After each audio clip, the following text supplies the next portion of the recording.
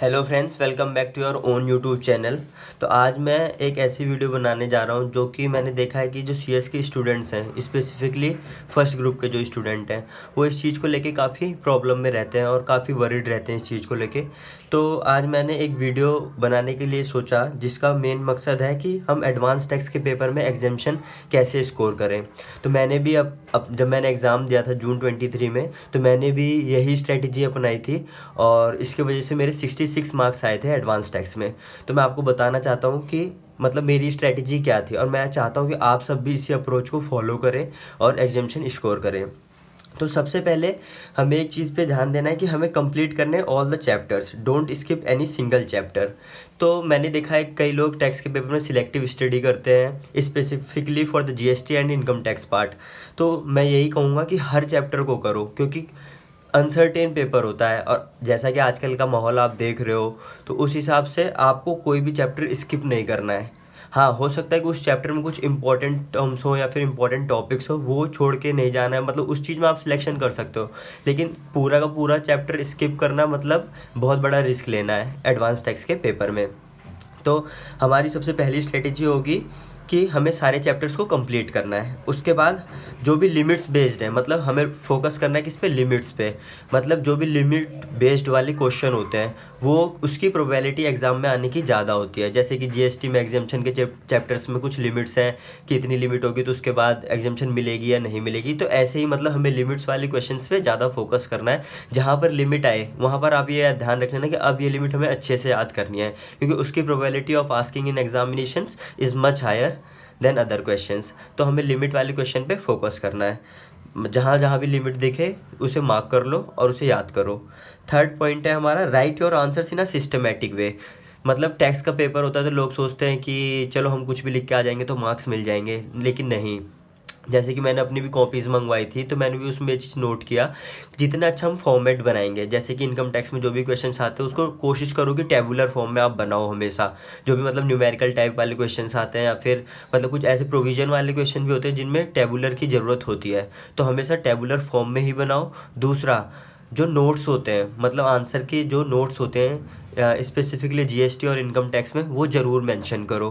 क्योंकि आप प्रोविज़न तो एक्सप्लेन कर दोगे, आंसर भी लिख के आ जाओगे, लेकिन अगर उसके नोट्स नहीं लिखोगे ना तो आपको मार्क्स नहीं मिलेंगे। पाँच पाँच मार्क्स के क्वेश्चन में आपको मुश्किल से 1 या 2 मार्क्स मिलेंगे। आपको आता हुआ क्वेश्चन भी जहाँ पर आपको 5 में से 5 मिलने चाहिए, आपको सिर्फ 2 या 3 मार्क्स ही मिलेंगे। तो दो चीज़ों का खास ध्यान देना है कि आपको एक टेबुलर फॉर्म में रिप्रेजेंटेशन देनी है। दूसरा, नोट्स जहाँ जहाँ ज़रूरी हो वहाँ पर नोट्स ज़रूर लिखें। और चौथा, स्टार्ट विथ इंट्रोडक्शन फर्स्ट। अब जैसे कि कुछ क्वेश्चंस होते हैं, एग्जांपल जैसे कि क्वेश्चन पेपर में क्वेश्चन आया कि ये बताओ कंपोजिट सप्लाई या फिर मिक्स सप्लाई है या नहीं है। तो बच्चे क्या करते हैं, डायरेक्ट ही पॉइंट वाइज लिखने लग जाते हैं कि हाँ ये सप्लाई कंपोजिट होगी या मिक्स होगी। उससे पहले आपको एक चीज़ ये फोकस करना है कि पहले आपको कंपोजिट और मिक्स सप्लाई की डेफिनेशन देनी है कि कंपोजिट सप्लाई क्या होता है या फिर मिक्स सप्लाई क्या होता है। उसके बाद आपको अपने पॉइंट्स वाइज जो भी क्वेश्चन में पूछा गया है वो लिखो। तो आपको ये 4 बेसिक टिप्स हैं जो आपको मतलब फॉलो करनी ही करनी है। उसके बाद अब हम बात करते हैं जीएसटी की, जो कि हमारा 60 मार्क्स का वेटेज रखता है पेपर में। तो जीएसटी बहुत ही इंपॉर्टेंट है। मतलब अगर आपने जीएसटी भी अच्छे से कर लिया ना तो आपके इजीली 50 to 55 मार्क्स आ सकते हैं।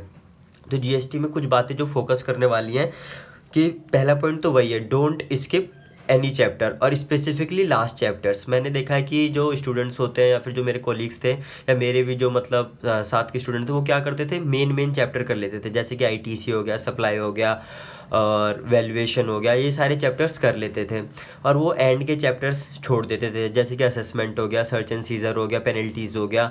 तो मेरी ये रिकमेंडेशन है कि लास्ट के चैप्टर्स बिल्कुल भी छोड़ने का रिस्क मत लेना, क्योंकि आप अगर पास्ट ईयर्स के पेपर्स को भी एनालाइज करोगे तो लास्ट के जो चैप्टर्स होते हैं उनमें से कई बार बहुत ज़्यादा मार्क्स का एग्ज़ाम में आ जाता है। तो लास्ट चैप्टर्स को छोड़ने का रिस्क बिल्कुल भी मत लेना। आप चैप्टर्स को सारे के सारे चैप्टर्स आपको कंप्लीट करने हैं, और स्पेसिफिकली जो लास्ट वाले चैप्टर्स हैं उन पर बहुत ध्यान देना है आपको, क्योंकि जो भी थियोरेटिकल वाले क्वेश्चन बनते हैं वो आपके लास्ट वाले चैप्टर्स ही बनते हैं, assessment, audit, search and seizure, prosecution and penalties, offences. तो ये सारे चैप्टर्स पे आपको स्पेसिफिकली फोकस करना है।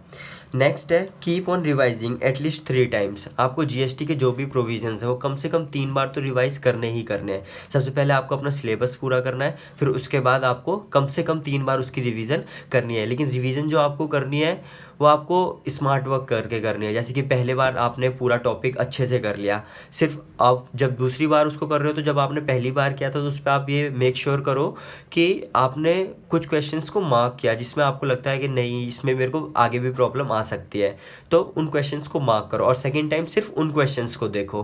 और जब थर्ड टाइम रिवाइज करोगे तो एक बार जस्ट गो थ्रू कर लो, आपको कहीं लिखने की ज़रूरत नहीं है, बस अपने मन में ही देख लो थर्ड टाइम, क्योंकि थर्ड टाइम तक जब तक आप करोगे तो आप एकदम मेच्योर इनफ हो जाओगे कॉन्सेप्ट को समझ के, प्लस उसको इम्प्लाई कैसे करते हैं वो देख के।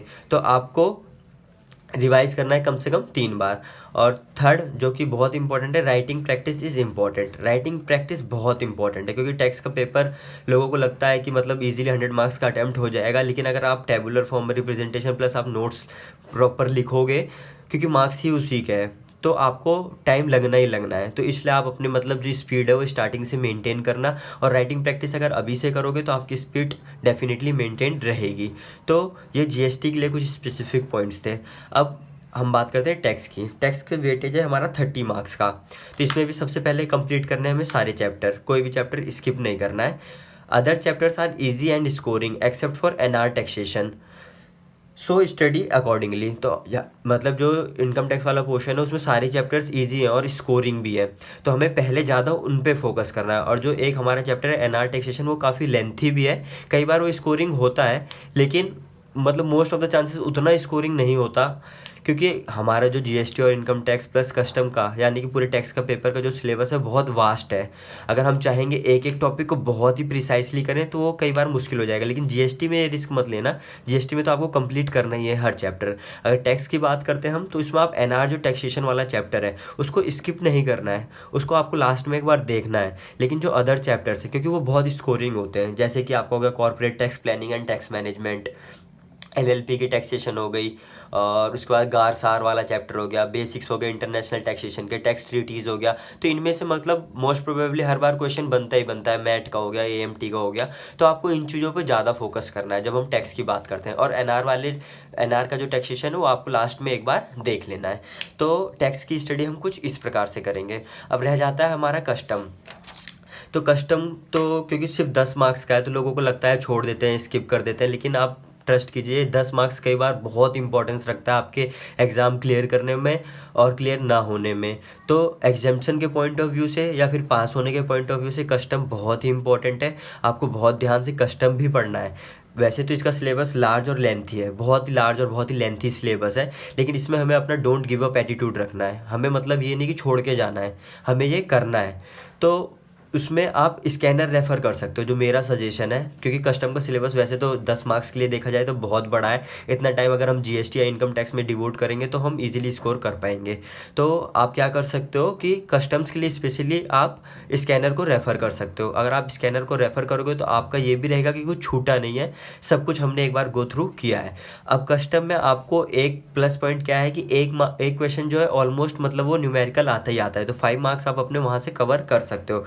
जैसे कि है न्यूमेरिकल में, जैसे वैल्यूएशन वाला हो गया या फिर ड्यूटी ड्रॉबैक वाला चैप्टर हो गया, फिर एंटी डंपिंग ड्यूटी वगैरह कैलकुलेट करने के लिए आता है। तो न्यूमेरिकल वाले एस्पेक्ट पे आपको थोड़ा ध्यान देना पड़ेगा, क्योंकि एक क्वेश्चन 5 मार्क्स का आता ही आता है और एक क्वेश्चन 5 मार्क्स का थ्योरेटिकल आता है। तो अगर आप स्कैनर भी कर लोगे तो मेरे हिसाब से कस्टम के लिए वो इनफ होगा, सिर्फ कस्टम के लिए। बाकी जीएसटी और इनकम टैक्स के लिए आपको प्रॉपर पूरा सिलेबस करना पड़ेगा, और इनकम टैक्स में भी मैंने आपको बता दिया कि आपको कैसे अप्रोच करना है। बाकी जीएसटी का तो आपको पता ही है कि पूरा पूरा करना है और अच्छे से आंसर लिखना है, प्लस टेबुलर फॉर्म में रिप्रेजेंटेशन देना है। अब लास्ट में मटेरियल क्या क्या यूज़ करना है, मतलब practice manual issued by ICSI, ये तो आप भूलना भी मत, गलती से भी मत भूलना, चाहे जीएसटी का हो, चाहे इनकम टैक्स का हो या फिर कस्टम का। इसमें जितने भी क्वेश्चंस हैं वो आपको 1 या 2 बार करने ही करने हैं।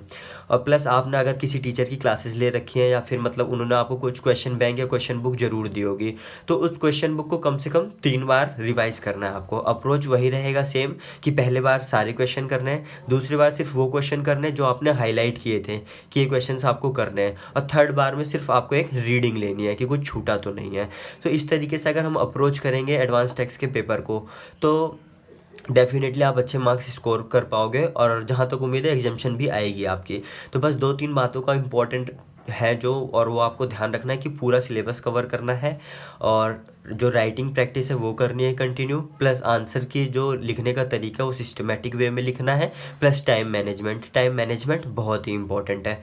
तो दोस्तों, अगर आपको ये वीडियो अच्छी लगी हो तो प्लीज़ लाइक एंड सब्सक्राइब कीजिए, और ऐसे ही मैं अभी ड्राफ्टिंग और गवर्नेंस के पेपर के लिए भी अप्रोच बताऊंगा आपको, तो जुड़े रहिए मेरे साथ। Thank you so much for watching.